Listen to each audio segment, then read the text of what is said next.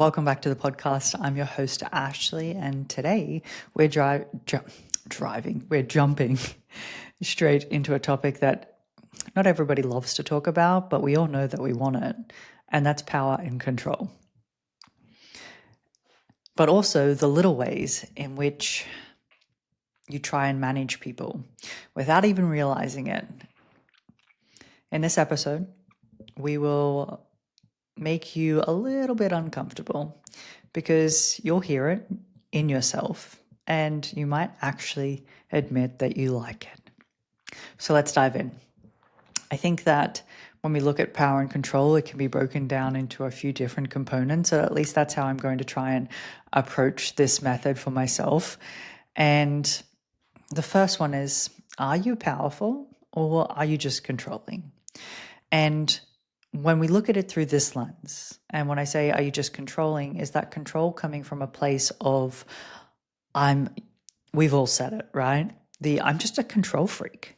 No, Betty, you like to control people because you internally don't feel safe. Thus, you need to control everything and everyone around you. Don't worry, been there. Not fun. And it's also not fun for the people around you, right? There is a difference though. So power is internal. Control is just a compensation. And I definitely have been through this where I felt like in periods of my life where I did not have, I felt powerless. And that's a journey in yourself that you will have to go on. But the control that I just seeked to control things, places, people, whatever outside of me was because of the safety that I lacked within me. And that safety is something that you have to heal yourself. I don't believe in that it's a man's job to make me feel safe. Your man, you should feel safe around your man, but you should also be able to be at a place of safety within yourself first and foremost. But that's another story for another day. We're here to stay on topic, Ashleigh. So control is performative. Power comes from knowing who you are and being able to move through the world regardless of how other people move, and you know that you'll be able to control yourself. So control comes from fearing you'll lose what you have, or what people think of you, trying to control like a narrative, controlling other people and how they might see other people. It's a big one, ladies. Most people, and as I'm saying this, like just know I've been there. That's why I'm able to speak on this and I'm able to write about it because I've been there. So most people think that they're stepping into their power era or their villain era, but really they've just upgraded their coping mechanisms. Ouch, but true. And then of course we move into the next part, and that's the three hidden power plays we kind of probably learned as children. Or if you didn't learn them as children, you probably picked them up some like along the way, if you will. But you learned that being easy, nice, the good girl, ladies, we've all been there, kept people close. Or it kept the peace. If you came from a chaotic upbringing, you realized that being a chameleon, or being able to, and if you didn't know, for those who are listening, I raised my hand as in like samesies. I forget that sometimes people are listening to me and not actually watching. So this is how the people pleaser is created, but the people pleaser is also highly manipulative because they're trying to control dynamics, right? So you shapeshift, you overgive. I read the room way too well, anticipating everybody else's needs. You put others before you. You try and control how other people see other people. You try and control and dictate stories in which are told, which place you in the good light. Like, I'm listing all these things, and trust me, I'm just thinking about the things that I used to do so that hopefully it's relatable, right?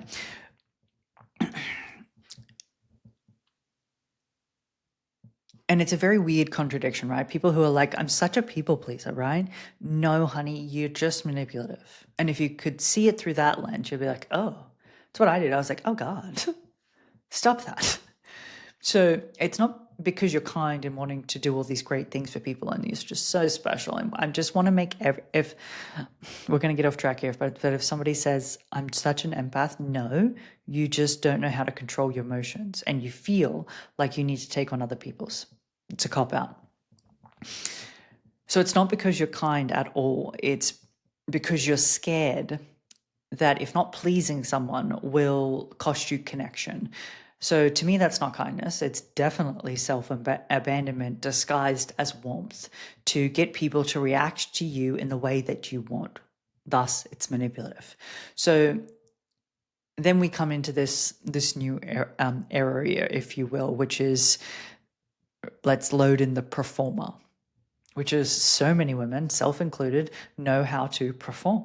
We put on a mask and into the world we go because, well, at least through my lens of the world for a period of my life, that's what I had to do.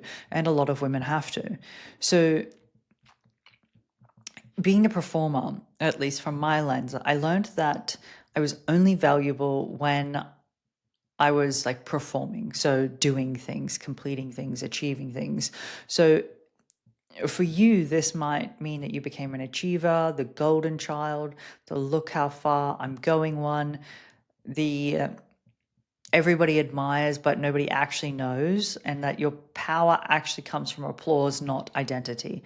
And again, I'm raising my hand here because basically I'm writing about myself, right? And maybe you resonate or you can see yourself in this.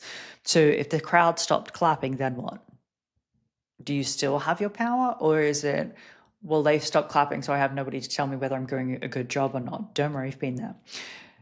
And you'd be so terrified if that silence was exposed or if you became irrelevant, because then what? Would you actually be doing the things that you like to do, or are you doing them because somebody's clapping? I can't clap with two hands right now, so we'll just do like the snaps, if you will. So, and then brings into like this next role. The next role is the protector. And again, some women, most women, I've been there. You learned chaos young, right? And now you run everything like a fucking sergeant. And this was me to a T, right?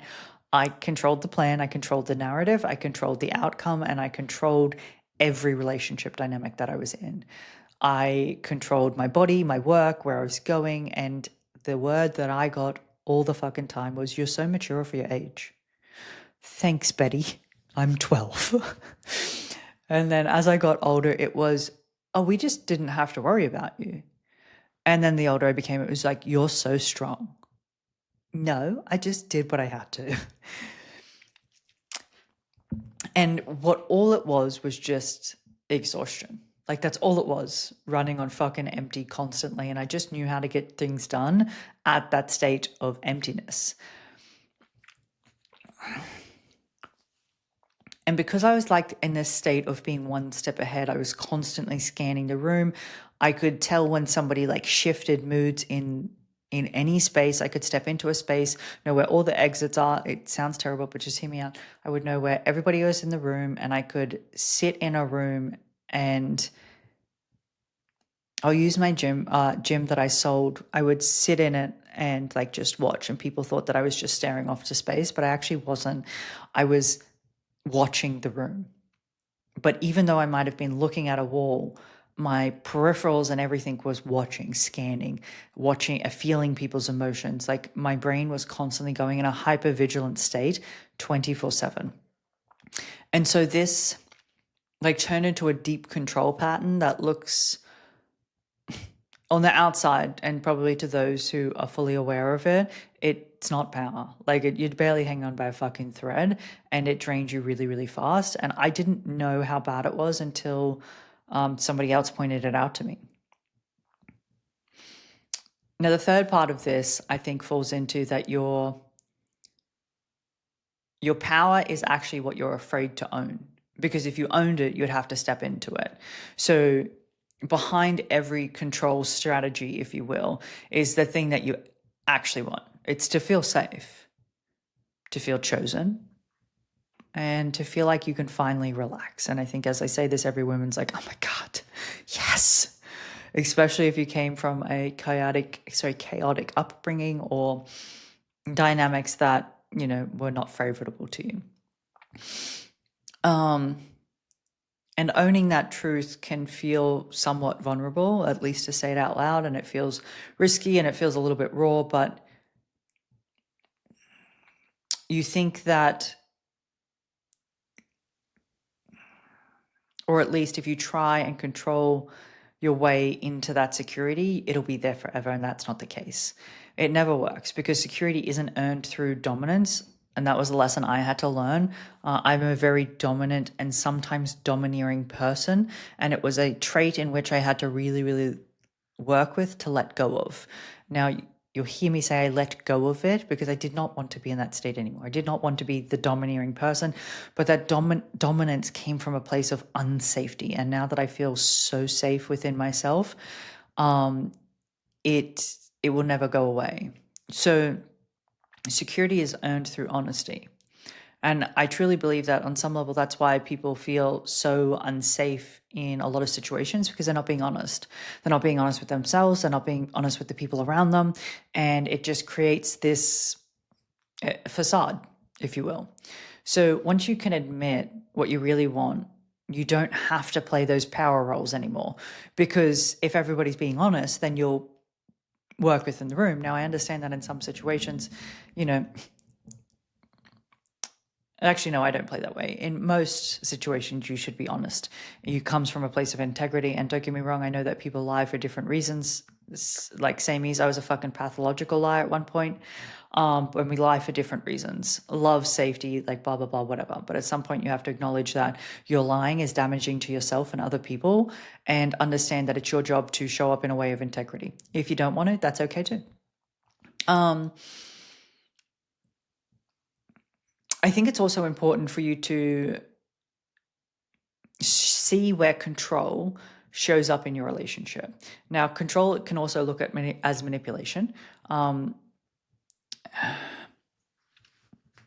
especially if it's like to get something your way. So these are the ways in which I've been like, okay, I can pinpoint how I know when I'm trying to control is like I needed to manage how other people saw me. I wanted to manage how other people, and this came from like a very codependent place, was like I needed to manage to make sure that everyone else was safe and felt good because if you were good, then I was good. I don't do that anymore. Like, fuck that. I'm good because I'm good, right? And you can go over there and do whatever you're doing. And when you're ready to come and dance with me, let's go. But I'm not going down to you anymore, right? So you also need to manage outcomes. You need to be the strong one. This was me. You might try and punish people in different ways. I know it's a weird fucking tactic in the dating game is, or like a men, actually no, women do this too. I'm not kidding. Everybody does it. If they're at this level of playing the game, it's I'll like love bomb you. So control in withdrawing, right? To get you to do what I want you to do. And then you crumble if someone doesn't react the way that you want. You might try and avoid accountability because you panic when somebody gets a little bit close. That one was a big one for me. Now, in saying all of these, right, different for different people. Just because I'm saying this doesn't mean it was you, doesn't mean it is you, but it is a chance to look at your actions and be like, I wonder where I do try and control people, right? So to me, since I've gone through all of this, right, and looked at my actions and been like, this is not okay, this is not how I want to show up, real power to me isn't loud. It's not forceful. It's a presence. It's the ability to stay with yourself in your body while being able to tell the truth, even if it sucks, even if your voice shakes, even if you're not ready to. And that could show up in things of like, I want this, I don't want that. I'm scared, I'm not ready, I'm leaving, I'm choosing myself. This isn't enough for me. It's just no games, no manipulation, just absolute truth in its highest form. And to me, it dissolves the need for control. So if you can reflect back on this and be like, maybe I do resonate with some of the things that she's saying, and maybe I do need to look at my actions a little bit, pull out a piece of paper and a pen because we love this, and write at the top of it, how do I control people? What am I afraid that people will know about me? What don't I want people to know about me? I truly believe that I'm at this place of like deep, deep honesty because I have nothing to hide. If somebody asks me something, I'll be like, yep, that's true.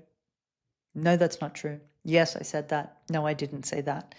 It's just this deep level of complete honesty with myself. I know that I can be complete honesty and safety within myself, that I can just go out into the world and be myself. And I'm okay with that. And the right people will come in, and the right people won't, and that's okay. It doesn't make me bad. It doesn't make them bad. It just means that we weren't each other's people, and that's okay. You don't need to control people when you trust yourself, right? And you don't have the need to perform when you're connected to who you truly are. Now, or at least your identity of where you want it to go. I don't believe that you should connect to your current identity. I think you should always connect to the identity that you're becoming, because that's the version you want to pull in, right? If I'm connecting with a version that I've outgrown, something's not working here, you're not growing, right? So you don't need to please when you're no longer afraid of being alone. And there's a difference between being lonely, right? And being alone. And if you can be so okay with being alone, you'll never be lonely, like ever.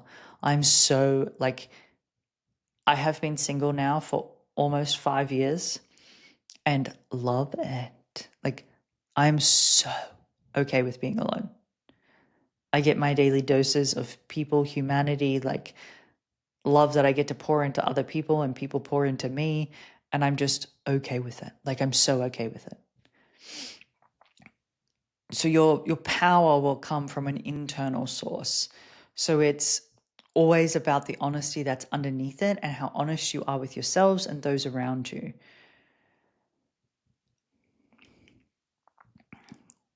Thank you so much for joining me on today's episode. I hope you enjoy it. If you do, please leave me a comment and a review. It would mean the absolute world to me. Until then, start choosing your actual power. Start letting go of control and seeing that your life won't fall apart if you just let go of the need to control how other people see you and how other people might see themselves. It's all okay. I'll see you in the next episode. Thank you so much.